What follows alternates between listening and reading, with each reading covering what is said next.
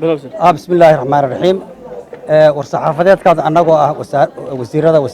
دكتها يقعد كبدا وزيرك كلوميسيga iyo kheyraadka badda wasiirka ganacsiga ee dawladda Puntland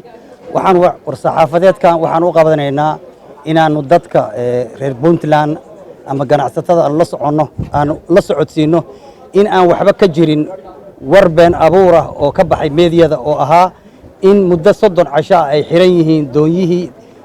dekada Boosaaso iban jiray ka shaqay jiray waxaan leenahay warkaas waa war feega waa war waxba ka jirin ganacsiga waa furan yahay doonihii waa shaqaynayaan waxba warkaas kama jiraan marka dadka waxaan la socodsiinaynaa in doonyihii furan yihiin shaqadina socoto ganacsiga socdo wax walba ay socdaan wax ka jiraan inay jirin warkaas ayaan rabnaa inaan idin la socodsiino arrintan waxaan rabnaa inaan cadeyno doonyaha la joojiyay waxa ay doonyaha kalluumaysiga ee wadamada sheeka ibaanayay dad baa isku khalday in dawladaha imaada magaalada Boosaaso ganacsiga u yimaada la xiray arrinta waxba kama jiraan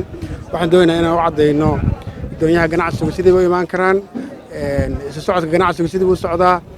wararka beenta la fidiyay oo ah doonyaha ganacsiga in ayaguna xiran yihiin waxba kama jiraan ganacsiga sidii uu soconaya dekaduna waa safe tiimam waxaana noo jooga dekada arrimaha caafimaadka iyo cudurka laga baqayo waddanka inuu ku faafo inuu yimaado dekada xadaraya oo isha ku haya waxaan rabnaa marka dekada ganacsiga inuu sidii loogu talagalay u shaqeynayo operation socda aad baan u mahadsantiin shir saxaafadeedkan waxaan u qabanay warar fake news ah oo warbaahinta ilaa xalay lagu baahinayay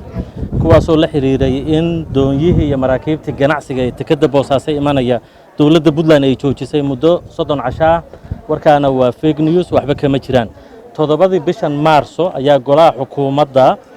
waxay joojiyeen doonyihii kalluumaysiga ee ka imanayay wadamada dibadda banaanka ka imanayay baa la joojiyay muddo 30 casho ah doonyahaas oo imanayay marsooyinka Puntland ee 1600 kiiloomitir ee dhararan ah takadii shaqadeeda si habsami leh bay u socotaa waxaan markaa ka digaynaa wararkaas oo kale dadkii lagu qaldayo guddi baa jira cudurkan dilaaga ah ee coronavirus dawladdu u qaabilsan oo madaxweynuhu magacaabay guddigaas la socda iyagii baana wixii war rasmiya hadba wixii tala caafimaad